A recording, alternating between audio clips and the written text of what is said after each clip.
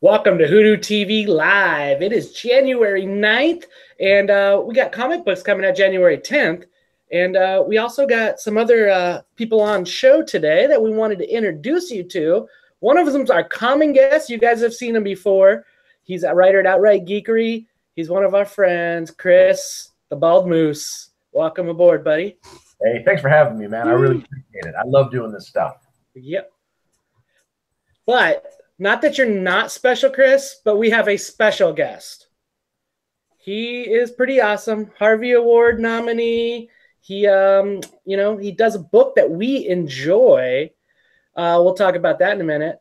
He's also a owner of comic book publishing that's going to be put out on Comixology.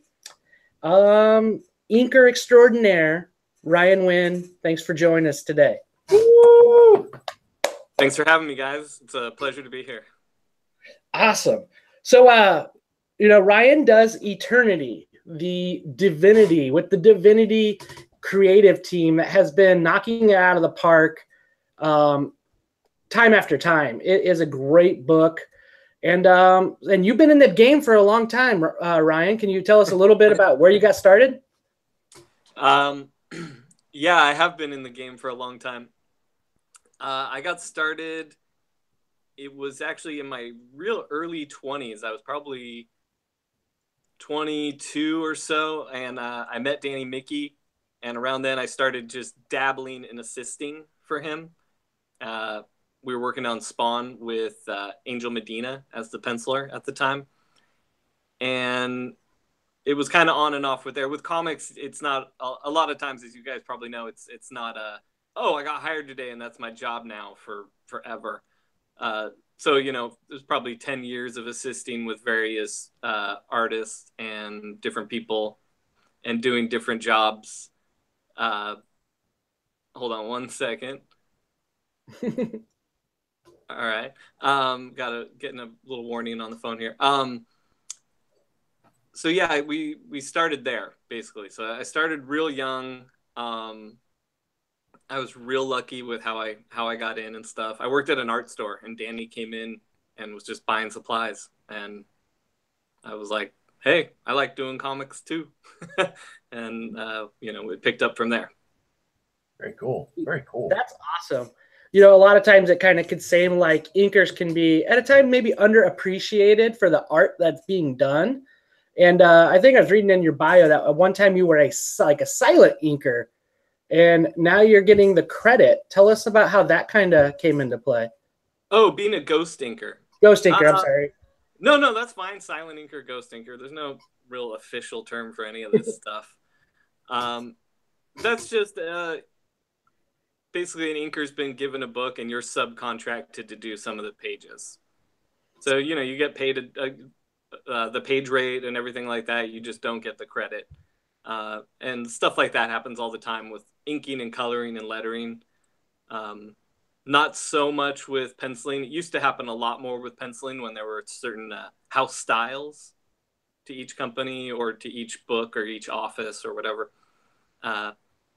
So that's what ghost inking would be. So an inker would have, say, an Avengers gig, and he'd need me to do a few pages. He would subcontract me to do those few pages. Usually with editorial approval. It's just easier to not have to credit a bunch of people if people don't mind not being credited for the work. Nice. And we also do have a live chat going on too. And so some of the viewers are going to be asking some questions. And DC Fans United ask, what's your favorite DC title that you've worked on? That would have to be Detective. I only did an issue and a half of the New 52 Detective, but that first issue was a real classic Batman Joker issue, and it was some of Tony's best penciled work, I thought, up to date. He's doing fantastic work right now with the new Damage issue. But I would have to say that first issue of Detective. There was a lot of good times, a lot of good pages, a lot of good experiences, a lot of good conventions during that run, things like that. Plus, Batman's just one of my favorites. So iconic. That's awesome. Yeah. So Ryan, how did you get involved, Ryan, with Valiant? Did they find you? Did you find them? Was it something that somebody suggested? As David Barron would say, David Barron would probably take all the credit for it. You know, he would probably say that he sent Jeff Johns and Dinesh over to me at a convention. I remember it as I was at the Phoenix Comic-Con. Gosh, it had to be 2012, 2013, probably 2013. And I saw this guy with a Valiant baseball jersey on that was super cool. And he was standing back, and I didn't know who he was at the time. And it turns out it was Josh Johns. And he came up and we started talking, and Dinesh was with him, but Dinesh was standing back. And I knew who Dinesh was just from comics articles and hearing about them winning the rights to Valiant and everything like that. So I knew who Dinesh was, but I wasn't familiar with Josh, but quickly became acquainted. And I would say it was a couple months after that, I just started doing samples for them. Every few months they'd have something going on, and they would say, you know, hey, can you do a sample just in case we need you for this? And I would take care of that. And I would say about a year into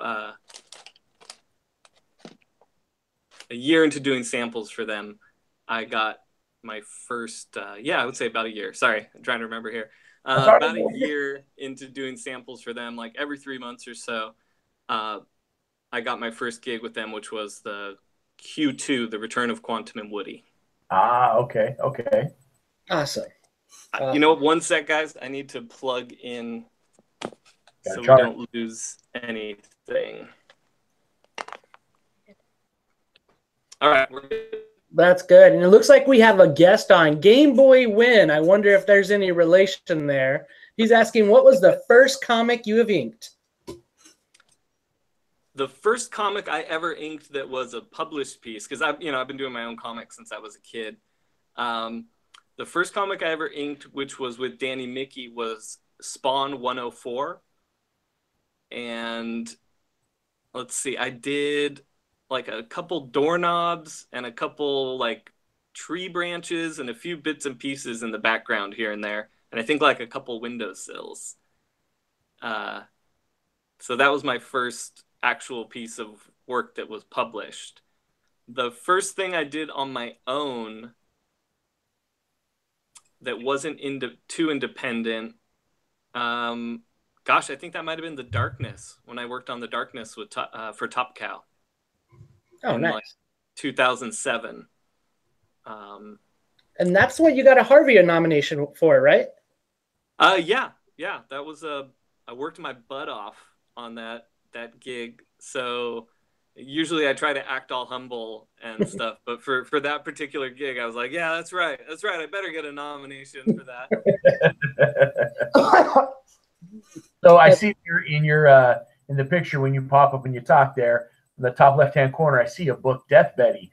Tell us a little bit about Death Betty and your new gig with Comixology. You know what? I should step back 1 second and just give a shout out to my nephew Ian. That's Game Boy Winn. What's up, Ian? Thanks for joining us and hanging out, dude. Thanks, Ian. We have a lot of fun. We go to the comic shop every weekend together, and we love talking comics and stuff. So, nice. Thanks, dude. So, anyways, back to Death Betty.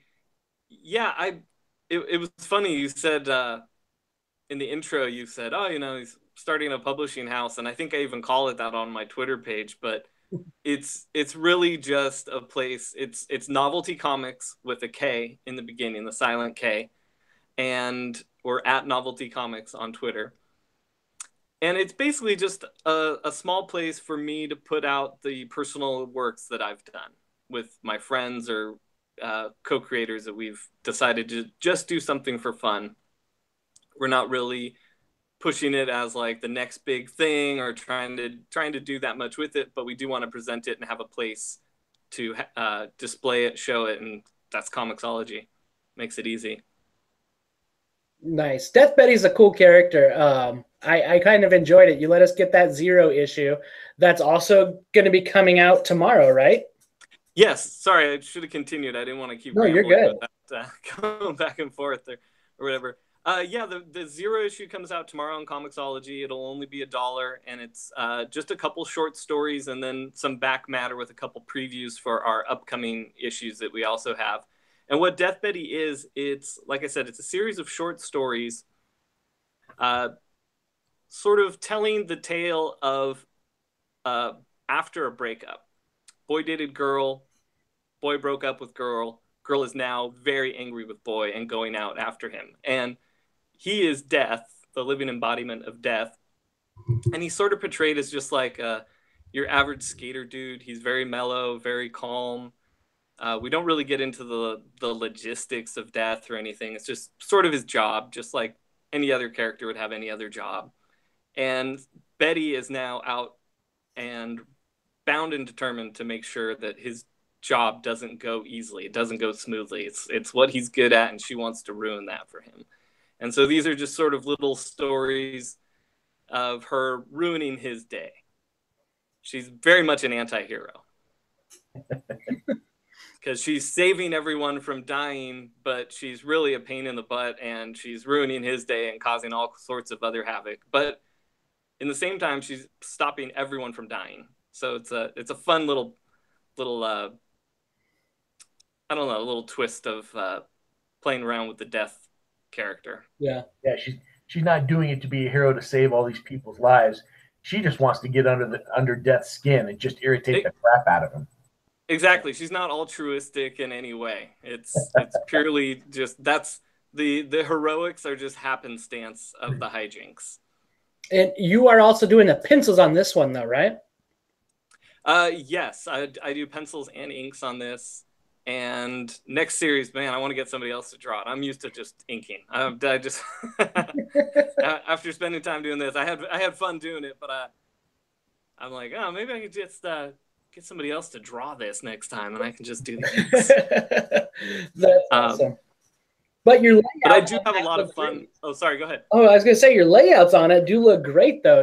I enjoyed the way it kind of played out on that book, so it looks well. Thanks. I try to have fun with the layouts and make it fun for the reader. It's something I have fun reading and making, just so the whole thing appears fun. It takes me a long time. I'm really slow at it, that's really what bugs me about it, is that it takes me so long. It took me months to do each issue, and I would do them on breaks between other inking gigs. So like we do a run of Divinity, and then I do an issue, and then we do Divinity 2, and then I got another issue done. So I wish I was faster, and then I could get more done. But it looks like I'm gonna have a little more time this year to do a few more issues and hopefully get quicker. I get quicker each time, so hopefully I get quicker at this. Awesome. And, it's one thing. We had David Barrett on the show once before, and he said anytime he needs inking, he's going to go to you. So that's a big. He always comes to me. No, I love inking David's stuff. I wish he drew more. He doesn't get the opportunity to draw that often. If you catch him at a convention, day 3 at a convention, his sketch covers are awesome. I own one. They're good. They're good on the other days, but day 3. This bloodhound over here is a David. Oh, I kind of have the camera off of it, I think. Nice. Okay. Very cool. But yeah, it's definitely awesome. And so right now you're doing a lot of Eternity, Divinity. You started from the start. Tell us about working with that team and how good it's been having that team for what now 4 arcs. Yeah, 4 arcs. That's a lot of issues. Yeah, we've got 16 issues. When this 4th one comes out in a few weeks, I'm wrapping up the inks tonight, actually, afterwards. And it's been an interesting experience. We came in with a young, fresh company, a company that David and I both grew up reading and being big fans of.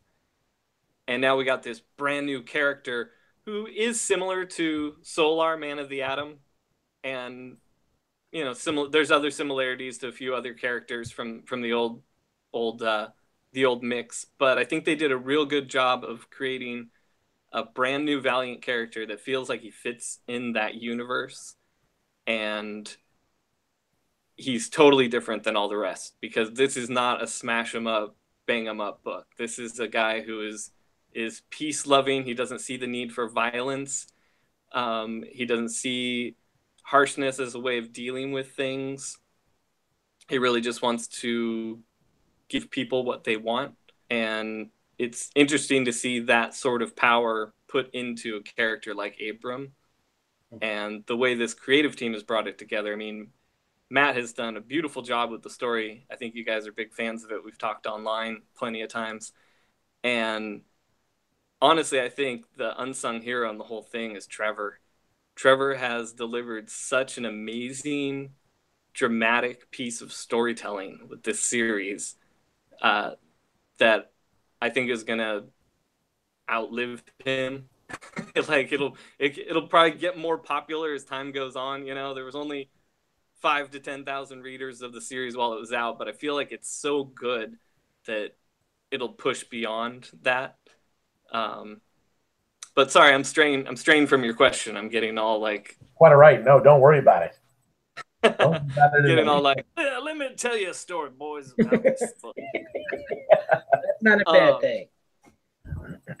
But yeah, one of the reasons I really wanted to work at Valiant was because they had Trevor. And I had done some background work over, what was the book called? Sinister Six, I think, when Trevor was back at Marvel.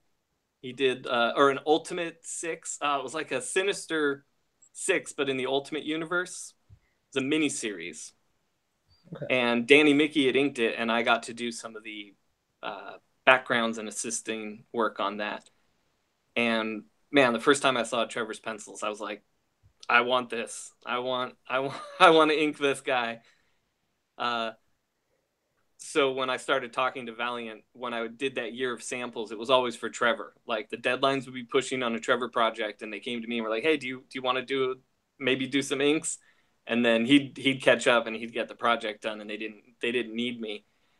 And then when they got to Divinity, even he was like, "Okay, why don't I get an inker on this so that I can just spend all the extra time focused on the storytelling and not just tracing over lines to make them black for the, for print, just keep him focused on the directing and the illustration and let David and I do the rest and try to polish it where needed," which you don't really need to do much polishing with Trevor's work. Yeah, and it's coming out well. Just all of the pieces, especially this part of Eternity with this whole new universe that we're in, the unknown, and then just your actually all of you, but especially that line work on the staircase.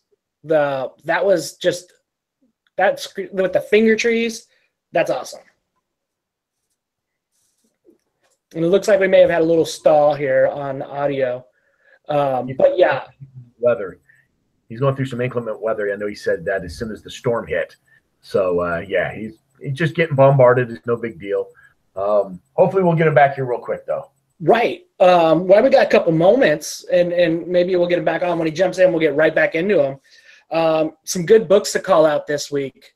One that is, a Matt Kent book, Grass Kings number 11. Dude, that is a solid book.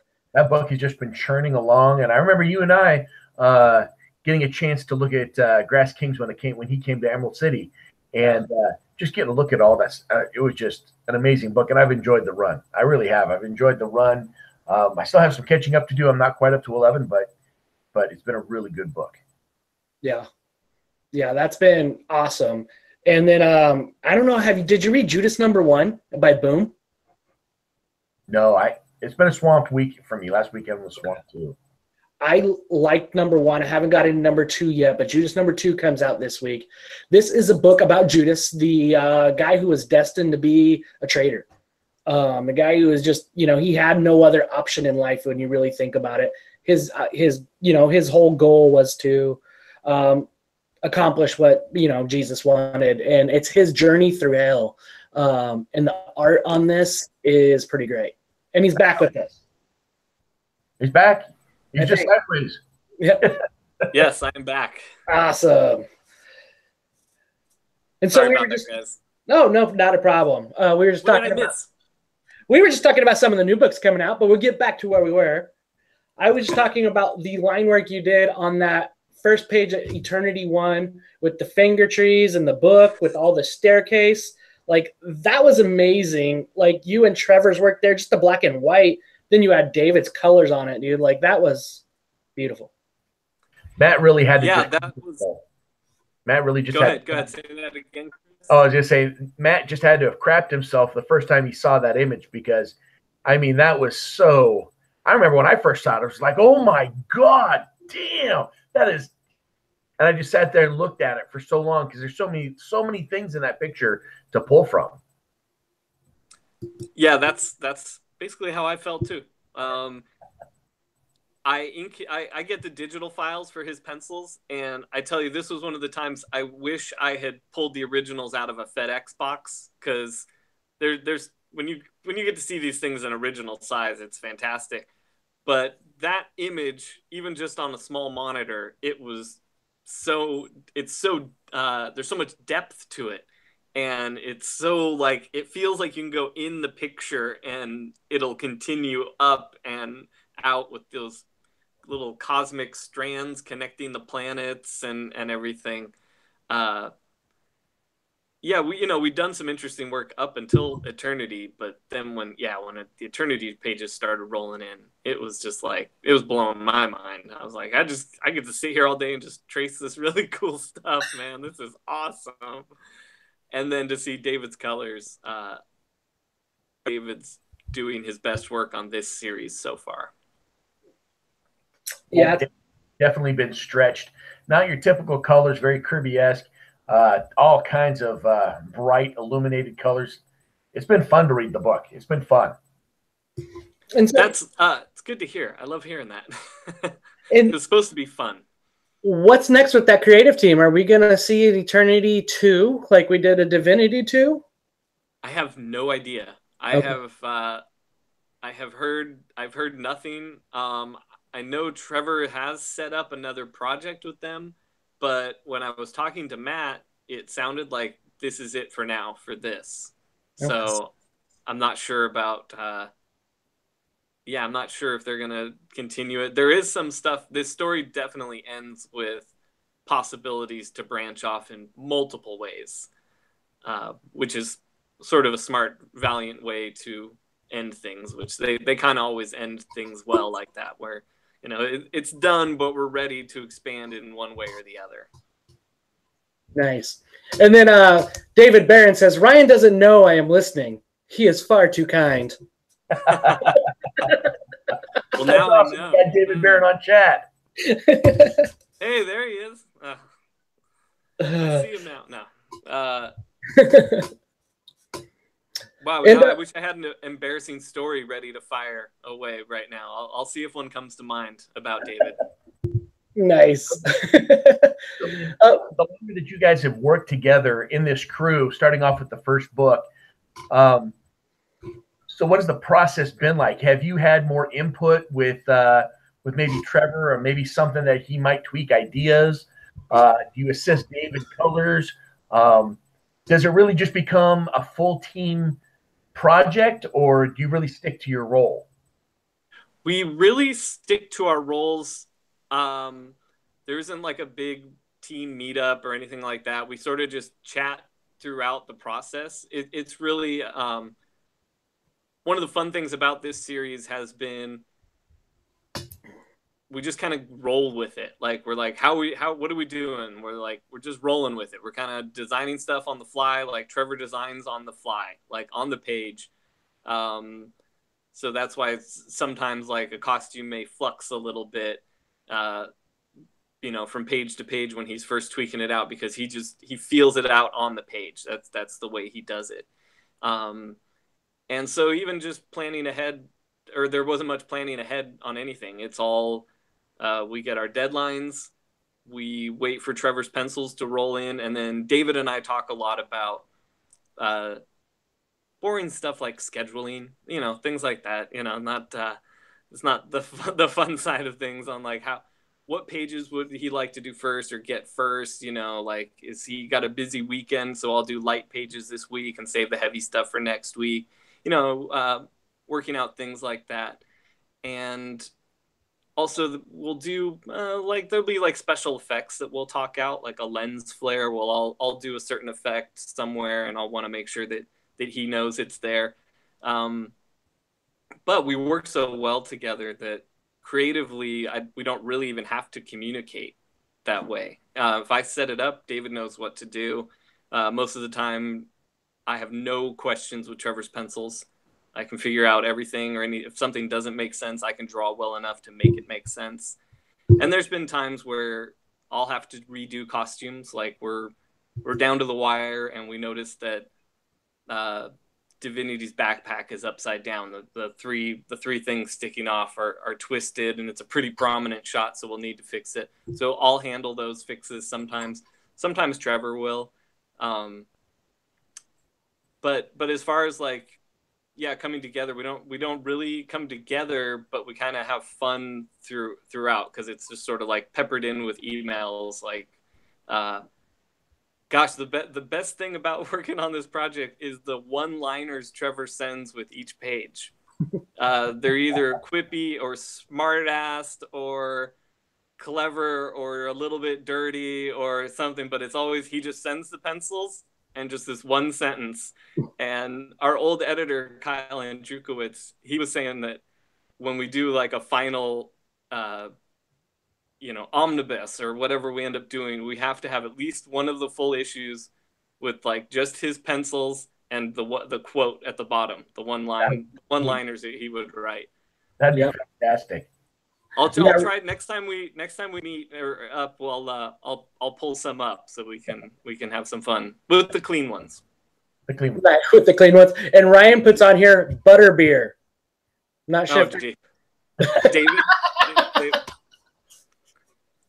That was a funny story. So, David and I were going up. Okay, so, gosh, there's two David things here. So, he got the opportunity to pencil a variant cover for TMNT. I forget the big issue that just came out. The Brave New World variant you guys did, right? Yes, that's it. The Brave New World variant. And he asked me to ink that. And, so of course I did. Great opportunity and a lot of fun to do. And even though it was just a store variant, that was my first time getting to ink the Turtles. And the Turtles were one of the first things in the early 80s that got me into wanting to draw comics. So it was just a pretty cool opportunity that I didn't want to pass up. So we were going up to Brave New World, which is in just north of Los Angeles. And he picked me up on the way because I live partway there and he lives south of me.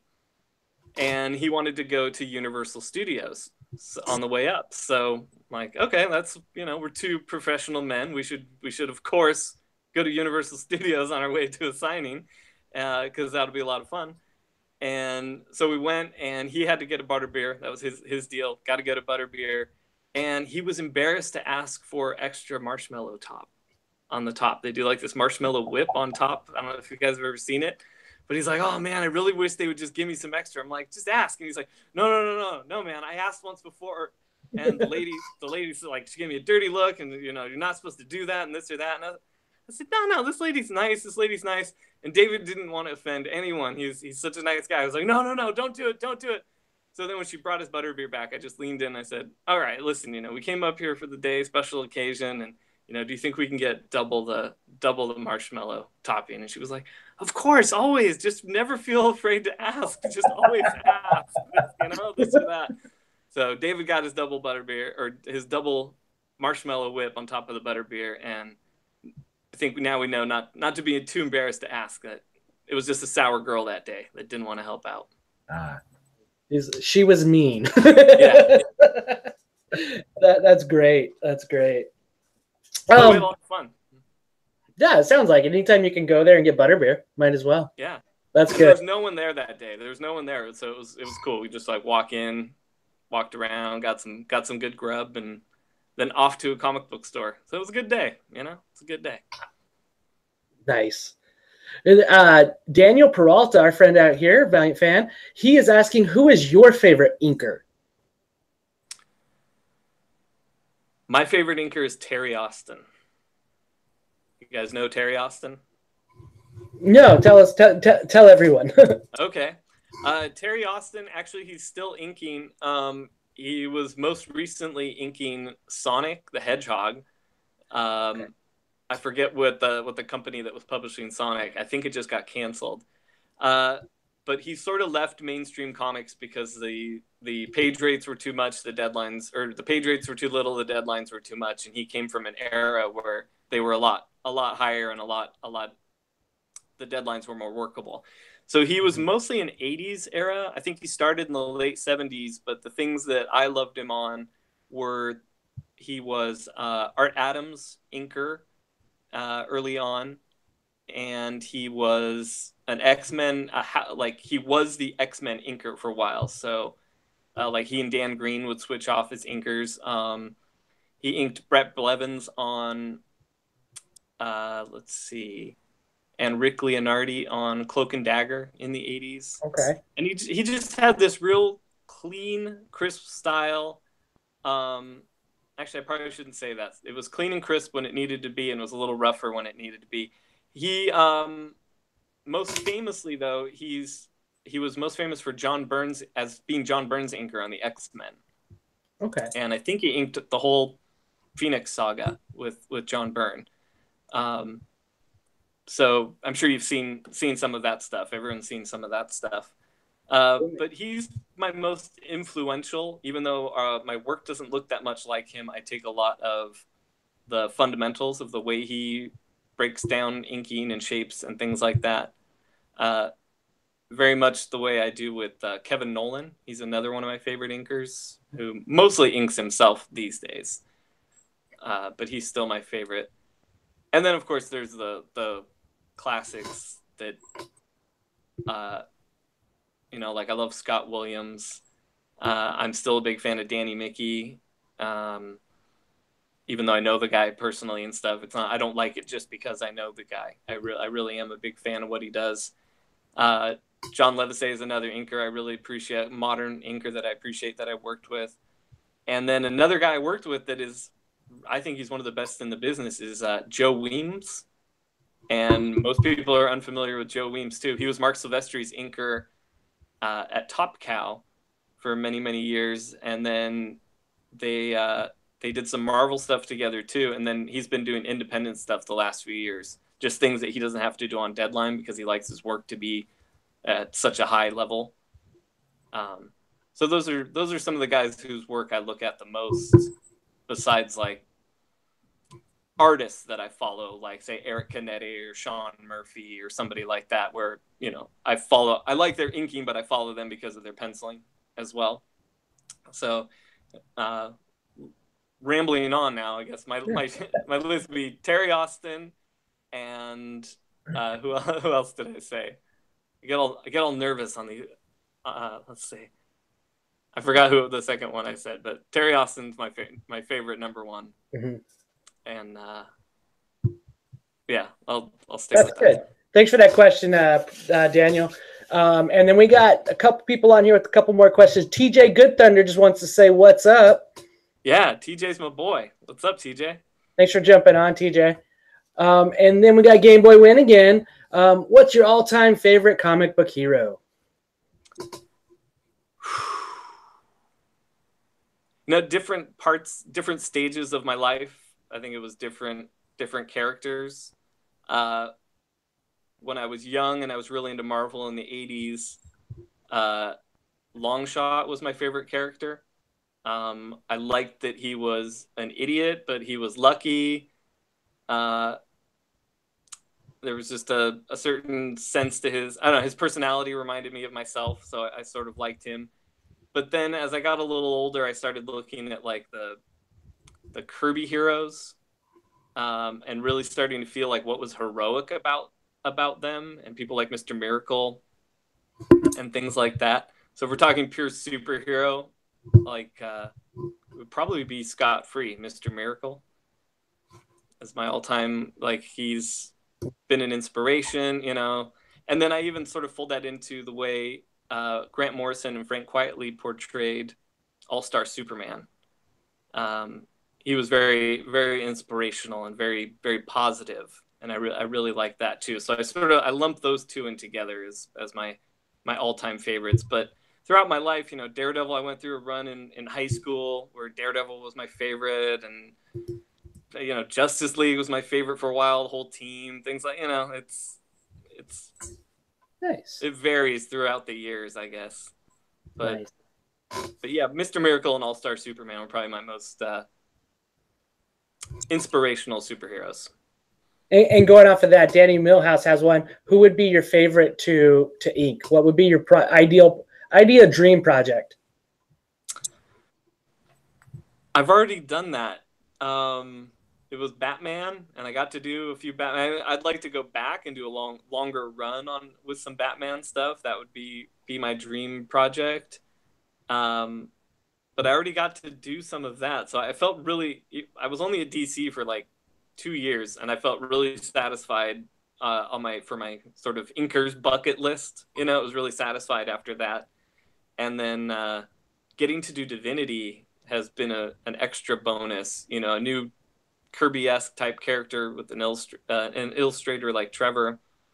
But going forward, I'd like to do something I haven't done yet, like something with. I'd still like to do something with like Green Arrow or like one of the Archer types, or a Speedster. You know what? The Flash. Sorry, awesome. I should have gone right to the Flash. Yeah, now that the Flash is in my head, I was a background inker with John Livesey during the Jeff Johns and Howard Porter run of the Flash years and years ago. I think it was issues 200 through like 224, something like that. Mm-hmm. And so I've worked on the Flash, but I was just the background inker, and they were great issues, and I've just reread it recently, and I love that run. But I personally would love to ink somebody on the Flash. I don't know who. I'd love to ink somebody like Brad Walker or somebody cool like that. But yeah, the Flash. Yeah, the Flash. Then we have one that says, what is Ryan's favorite colorist turn writer turn WhoDooTV live message board commentator? Oh, man. That's tough. There's so many. That description fits so many people out there. We have had Andrew Dollhouse comment before, too, so... Ooh. I wish I had known that. That would have been rad to pull that out and then been correct. That would have been funny. I'm gonna have to just go with David Barron. You know, sounds like my arm's being twisted, but it's an honest answer. I swear. And then he also let you know that you're in a band that toured in Japan. Yes, I want to hear more about this. Okay, we toured Tokyo. That's what we did. We toured Tokyo, not Japan. Japan's this big. We toured Tokyo. I'm in a band called The Taint, and you can find us at www.thetaint.com, and a bunch of our music's there. I guess we're sort of somewhere between, or a mix of, I shouldn't say between, we're a mix of like Queens of the Stone Age and Oingo Boingo, sort of somewhere in there. And then we do a bunch of comical stuff too. We try to have a lot of fun on stage. We started off as a Misfits cover band that also played 80s sitcom theme shows songs in a Misfits style. And then from there we just branched off and started writing our own music. And then a few years ago, some friends in Japan started moving our music around there, and we've been invited a few times to come over and play. This was my first time being able to play. The band's played without me before, but this was my first time getting to go. And it's pretty cool. Japan's pretty cool, you guys. Oh, I bet. What instrument? Oh, sorry, what's that? What instrument do you play? Oh, I play guitar, and I do some singing. I sing like a third of the songs, maybe. Awesome. I'll hook you up with the music. I'll get you some CDs and stuff. Heck yeah. And yeah, the nerd in me just wants to keep talking about Japan. It's so awesome. Want to go there too. What can we expect to come out from you in the near future? I mean, we talked about Death Betty, and we're looking forward to that. And what else can we expect from you in the near future? Well, like I said, we got Death Betty, and there's more of that. There's going to be an issue per month coming out on Comixology, and I'll be announcing that. Keeping the announcements up on my Twitter account at Ryan Winn and at Knovelty Comics. I have another series coming out with Knovelty later in the year that I'm just writing, and Dean Kotz is penciling and inking, and I'm really excited about that. Dean is super pro, and he's been a good friend for a while, and he's an excellent illustrator, and it's a kick butt series. It's called Driver and Shotgun, and I'll tell you more about that next time. And let's see, we talked about my band, The Taint. You know what? I've got a YouTube channel. That's right. My name, Ryan Winn, and I'm doing a series, multiple series, mostly inking tutorials, inking demonstrations, and original art commentaries where we compare original art to the printed page. Now, by chance, do you have the Commander Bloodshot that I just absolutely cried over when I didn't win it? Let me see here. It's in the stack to ship out, but I don't think it's been packed up. 1 second. Bear with 1 second. Let's see. I was so sad that I didn't get this. I mean, this is the main reason I started watching those, which the videos are cool. They don't take long. He's just doing little pieces here, little pieces there. They're fun. If you're into inking or something like that, he gives great tutorials. And then, of course, his flash, when he Speed does something, they're kind of fun to watch, too. And, of course, he's always got great background music and fun little things like that going on, too. And there's contests. Like right now, if you go to the WhoDooTV Twitter, there's a contest for Death Betty by retweeting that. And I'm going to encourage everybody to go to the comments below and follow Ryan. And let's subscribe to that YouTube channel. Let's get him above the 100 subscribers at least. So knock that out and share it and share his videos if you would. And if you do that, if you share Ryan's video or one of Ryan's videos and tag WhoDooTV on that Twitter share, I'll get you into a contest and you'll win something from us. Double barrel fun. Oh, come on, man. And somebody not named Chris Amundsen won that? That's a sin, I think, in the comic book world.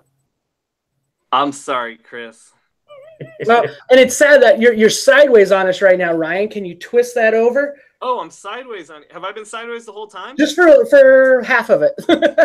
Oh, it's good. Let's trying to message you.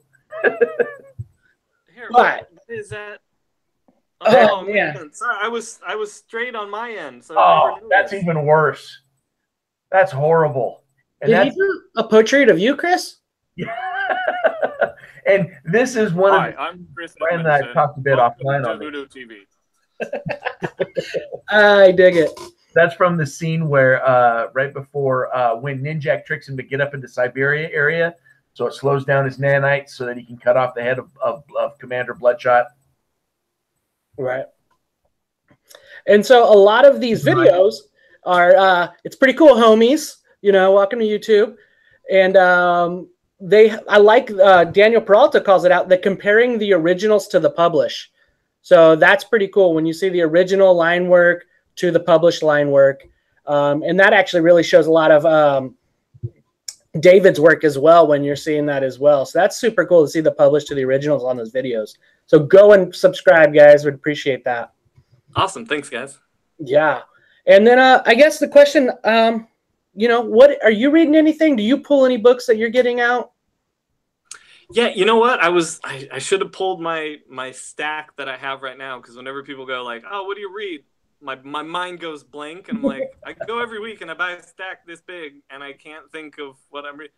Because one of my standards, and I get made fun of a lot at the comic shop, is I still read Walking Dead. I still love The Walking Dead. This guy does too. I still read it. A great new arc coming up. That was a good book.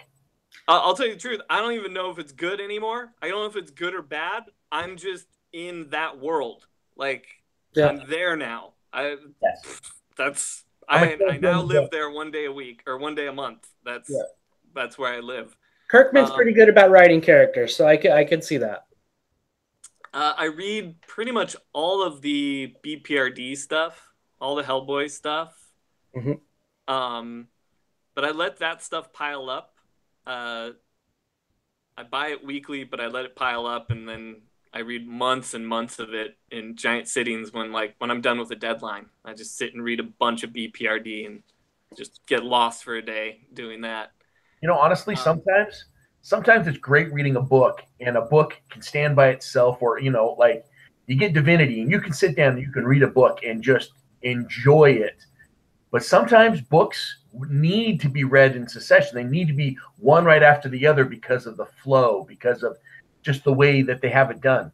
And yeah, I agree with you. Some books are binge reading. You definitely want to keep going on them. No, definitely. I think the only reason I don't binge read Walking Dead is because I've been stuck on it as a monthly title from the beginning. So I'm like, there's no way I can wait another month to get it. Let's see. Oh, I've been reading Paper Girls, and I've been really, really enjoying Paper Girls. Have you guys read that at all? I've seen a little bit about it. It's really fun. I feel like anything I say about it is a spoiler. It's worth checking out. It's fantastic comic book writing, art, some of the best coloring I've seen in years that David Barron didn't do. I can't believe it. Oh, wow. And Brian K. Vaughan. I mean, most stuff Brian K. Vaughan's pretty awesome. And then probably talking Matt Wilson. Yeah, Matt Wilson's colors and Bernard Chang's pencils and inks are top notch too. Nice. Yeah, I read a bunch of indie stuff too. You know, obviously I read a bunch of Valiant, but we talk about a lot of Valiant anyways. Yeah. Let's see. Are you guys reading Metal? Batman Metal? I haven't been pulling in much Batman lately since this run, so unfortunately not, but it's one of those ones that you've just heard so many good things with just Batman White Knight and just a bunch of stuff coming out right now. The White Knight is what I'm stuck on. I'm really just diving into White Knight, and I've been enjoying it immensely because just the way this plot, it makes so much sense. The abuse of power, and so I love that series. It's been great. It's one of those things where I think I have to get in at the beginning and get kind of that fish hook. Metal didn't grab me. I didn't get into it till later, and I didn't feel like catching up. Gotcha. So, I've heard nothing about it. I haven't read Metal. I'm loving White Knight. Feel the same way as you about White Knight. Can't believe it's a mini series. I'm like, no. Keep going. We're only partway through. I'm like, no. Just keep going. Keep going. But yeah, I haven't tried Metal yet, but I was gonna try some Metal tomorrow, I think. Nice. One that I called out earlier that's coming out, and I've been enjoying it, is your a fellow creator on Eternity was Grass Kings. Have you been reading Matt Kent's Grass Kings? No, not yet. And I hate admitting that in public, but I'll be honest, I have not read it yet. I read everything he does, so I will be getting it. But yeah, no, I need to read that. I dig that title. Then for all the Valiant fans that are watching, Bloodshot Salvation #5 closes out the arc this week. Check that out. And then Ninjak versus the Valiant Universe. That is coming soon, #1. And then I had a question for you too, because what do you think of Vin Diesel being rumored to do Bloodshot?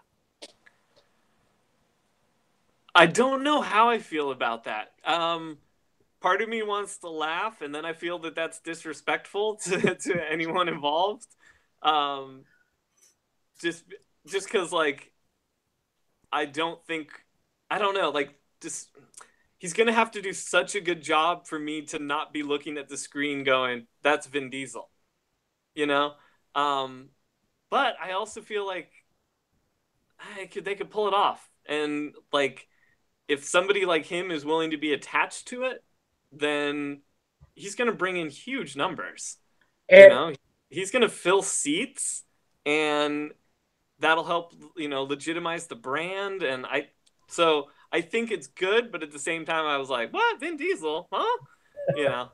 top grossing actor last year, and David just puts on Not a Rumor.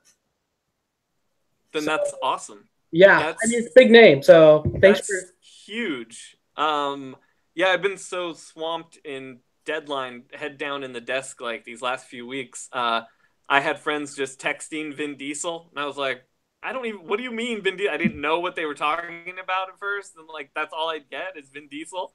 So yeah, I didn't know how rumored it was or how true. And David's in the know, so we can trust David. Trust David. Yeah. No, that'll be fantastic for the brand. That's actually really exciting. That's true. Yep. And then, did you get to read David's work, Stained? Yes, I did. Okay, I didn't want to call you out, and if you know, that'd be bad. No. Ryan, didn't you do a cover? I did a pinup.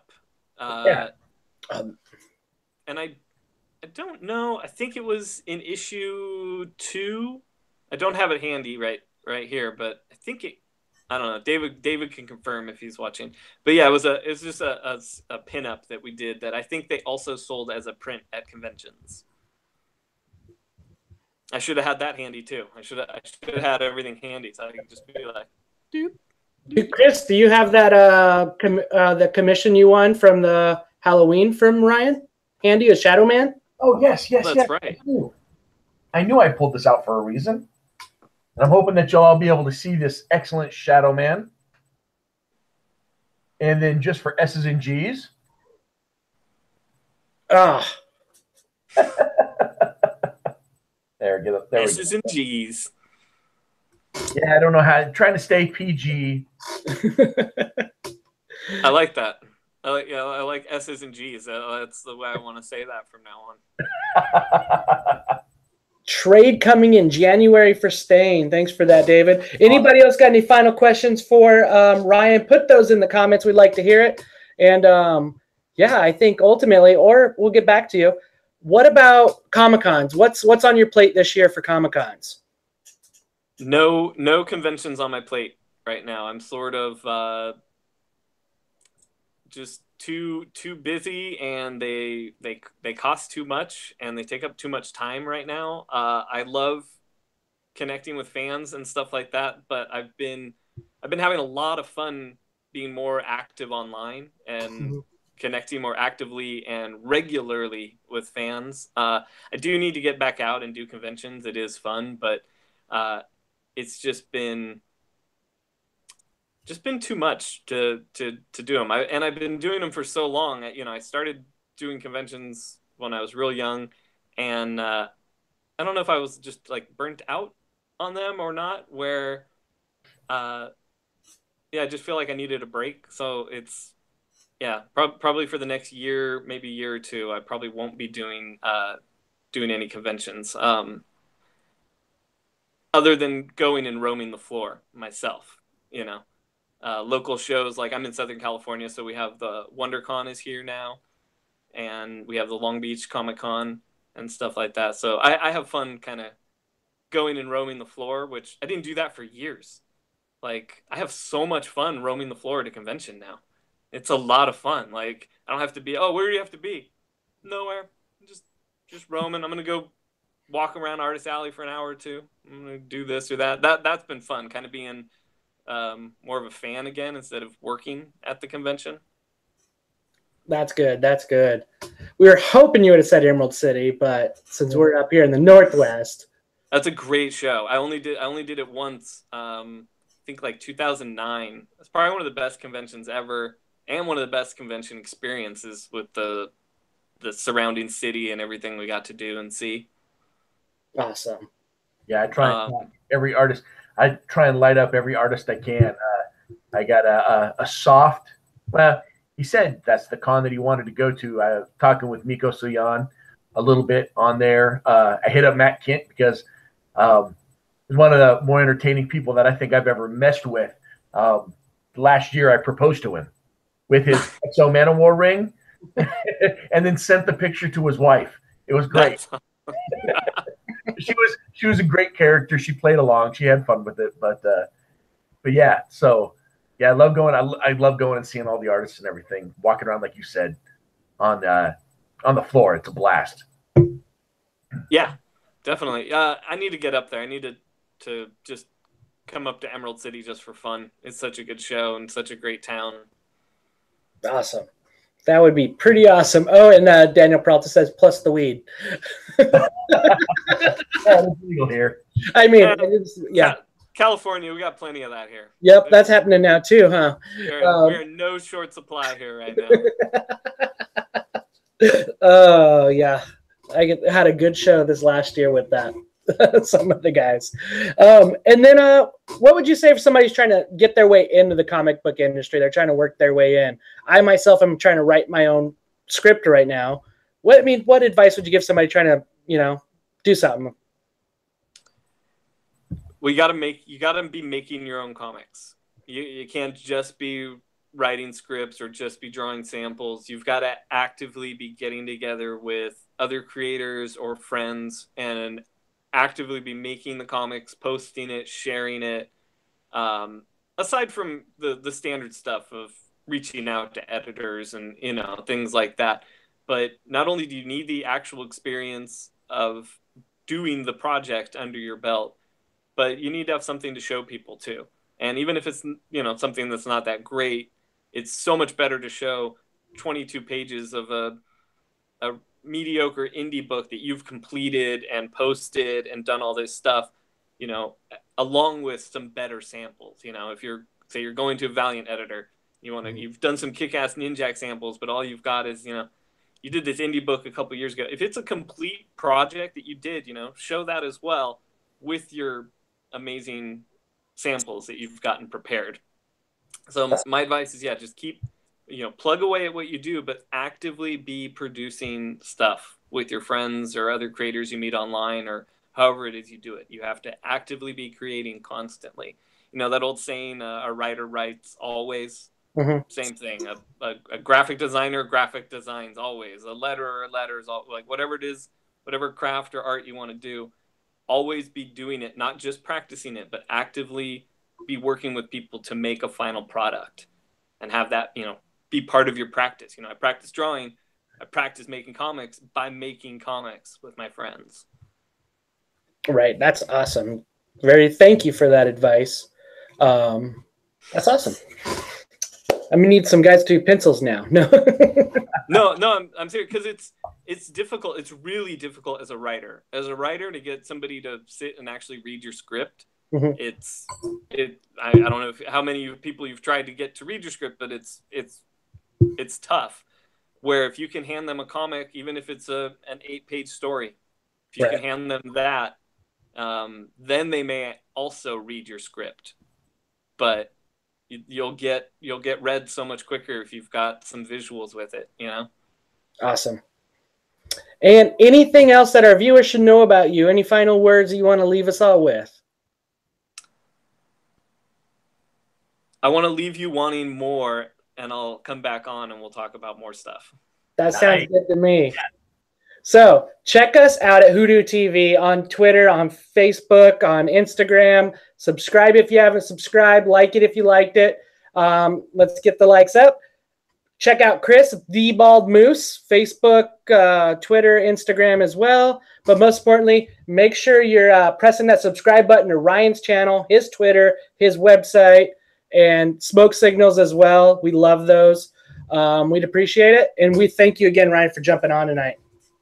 Hey, thanks for having me, and thanks for dealing with my poor Wi-Fi and I didn't know that I was sideways half the time. Next time, yell at me about that. I'll switch it right away or fix it right away. So thanks for dealing with me on all that. Next time, I'll be more prepared. Yeah. And everybody, thanks you viewers. Thanks for your questions. Thanks for jumping on. We appreciate it. And we want everybody to have a great week. Enjoy it. Happy New Year.